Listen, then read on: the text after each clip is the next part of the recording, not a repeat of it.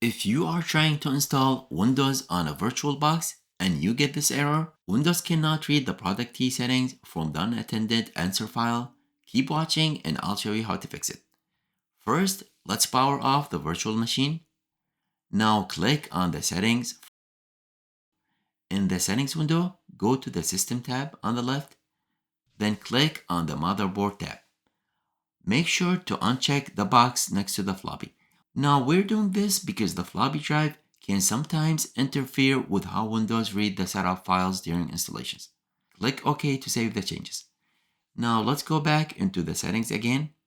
This time click on the General tab and then go to the Advanced tab and look for the snapshot folder location and copy the full path from the drive letter all the way up to your VM name.